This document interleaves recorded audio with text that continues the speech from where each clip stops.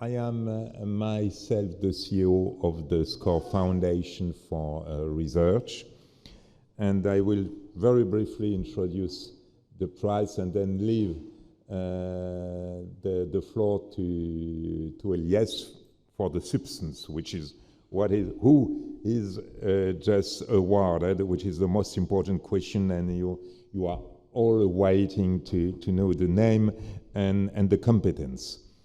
Of course, for this 9th edition, I am pleased to announce that the jury of the Best Young Researchers in Finance and Insurance Prize has selected 2 brilliant winners. The prize is awarded by the European Institute of Finance and the SCOR Foundation for Science.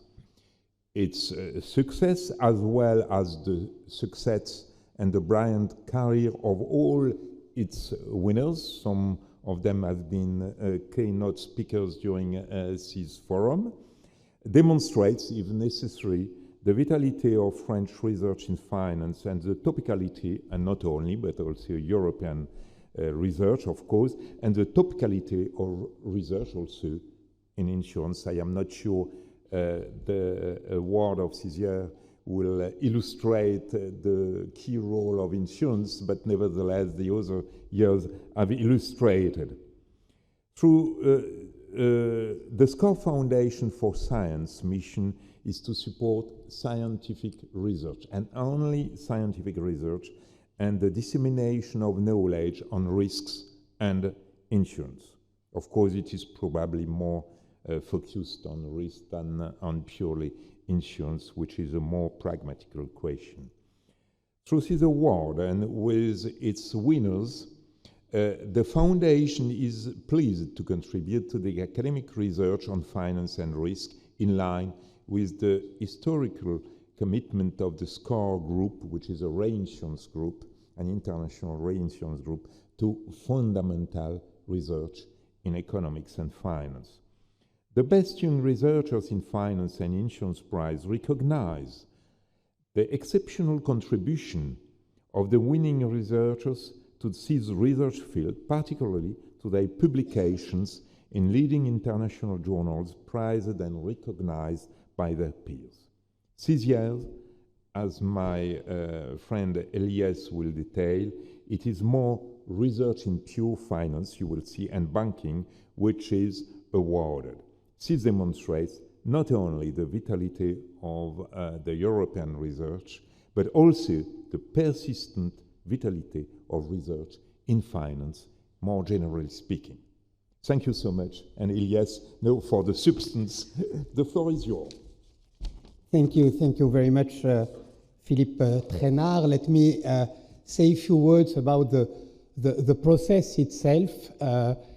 Each year, the candidates, the nominees, are nominated by the ELB fellows as well as by the members of the Directoire Exécutif Scientifique of the ELB, Institut Louis Bachelier, and then there is a vote by the members of the Scientific Council of the Europlace Institute of Finance.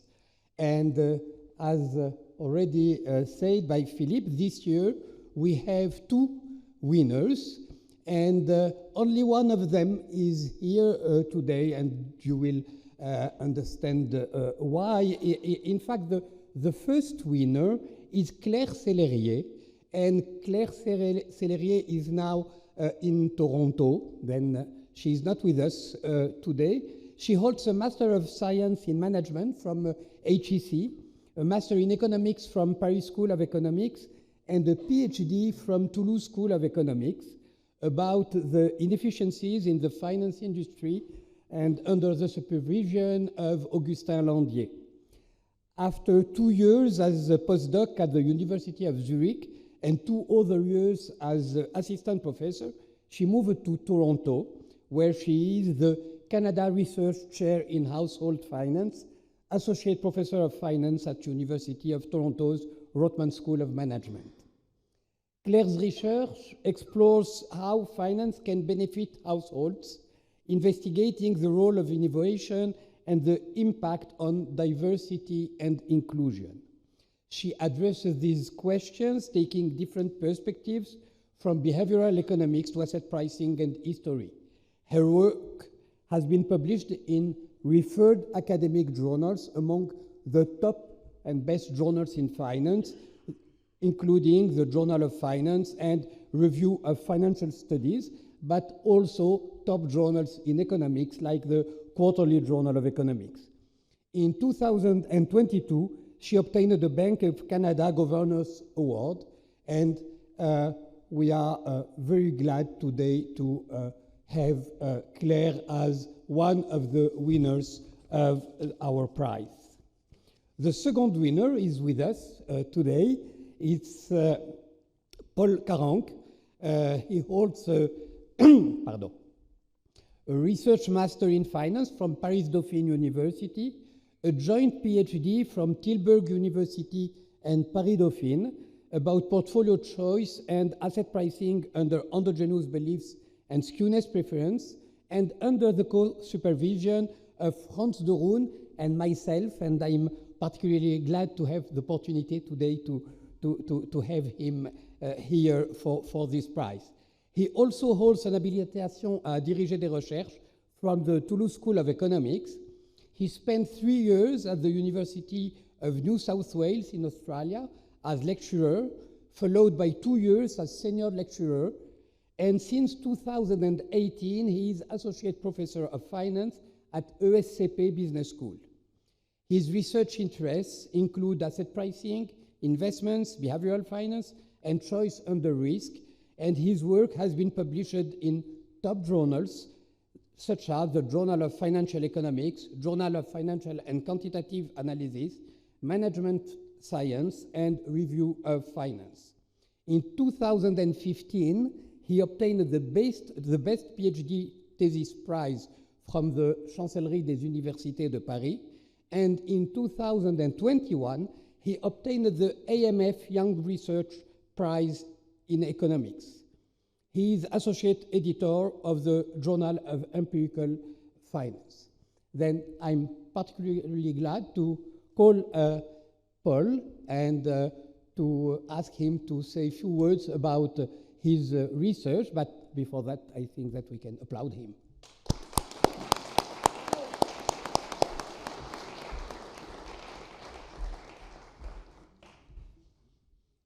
Yeah, thank you very much, Elias, for the award, and also, I mean, everything I learned under the supervision during the PhD. I think it really it pays off until today, everything I learned. Thanks a lot to the SCOR Foundation of Science, to Europlus Institute of Finance, and the Institut Louis Bachelier, which make the award possible, and also this great conference, which actually I've been enjoying since I was a PhD student. So I was asked to prepare basically one slide on my research. What I chose is basically to give you kind of a snapshot of some papers which illustrate kind of what I've been working on. So I'm mainly working in asset pricing and investments. I've been working on stock returns and on returns from mutual funds and hedge funds, and on institutional investors. So I have one paper on hedge funds, which is basically the motivation is that hedge funds, they are lightly regulated, so they're able to follow dynamic strategies. And under these dynamic strategies, you can basically appear to have an alpha versus a benchmark, whereas you actually do not have an alpha. So think about put option writing strategies, for example.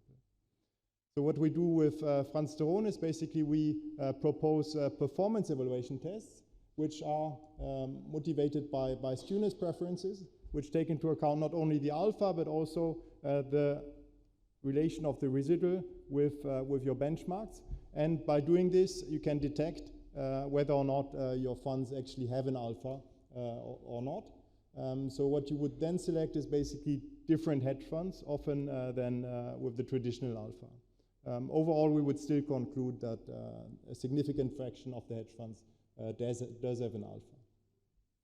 Then I've been working on the momentum strategy, so the strategy which basically buys stocks that have performed well over the past years, and you sell stocks that have performed poorly. It's a strategy that has worked actually extremely well in the past, However, you have some periods in which the strategy has crashed, so you lost a significant amount of money.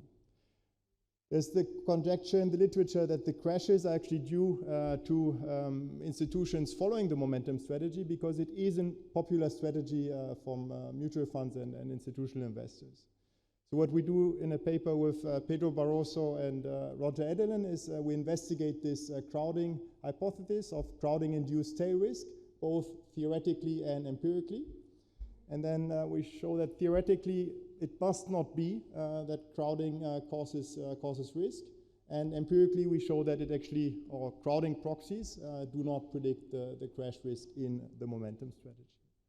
So these two projects are basically both theoretical and empirical. And then the last piece of research which I put up there, it's only theoretical. So it basically studies skewness preferences. So you can think about those as when you like, why you would buy a lottery, because you like the skewness of this lottery, you hope to get the jackpot. Or on the other hand, you buy insurance in order to kind of avoid having a large loss. So these skewness preferences are actually a feature of kind of many theories of choice under risk. And what we do is we propose a criterion for skewness preferences and the strength of skewness preference. What we show is that basically all popular theories of choice under risk, they would feature skewness preference. So in a sense, it's a commonality.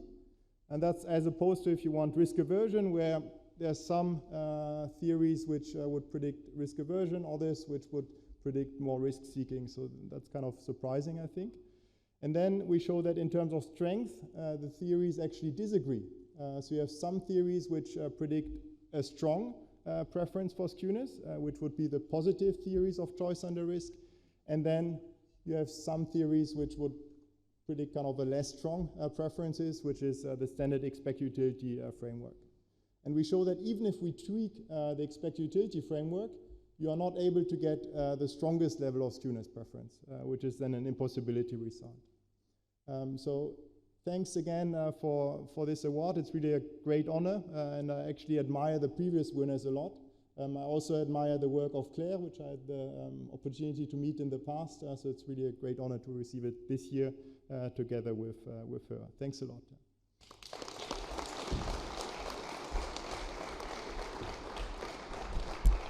Stay with us. We have a diploma for you, and you will also receive a trophy by the...